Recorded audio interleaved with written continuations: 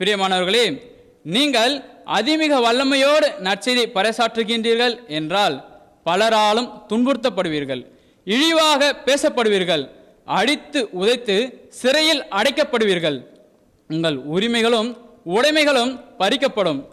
சோர்ந்து போகாதீர்கள். உங்கள் எதிரிகளைக் கண்டு அஞ்சாதீர்கள், கலங்காதீர்கள். உங்களுள் இருப்பவர் உலகில் இருப்பவனை விட பெரியவர் என்பதை மிகவும் தெளிவாக அறிந்து கொள்ளுங்கள். நாம் ஆராதிக்கும் நம் ஆண்டவர் இயேசு கிறிஸ்து என்றென்றுமாக இருக்கின்றார்.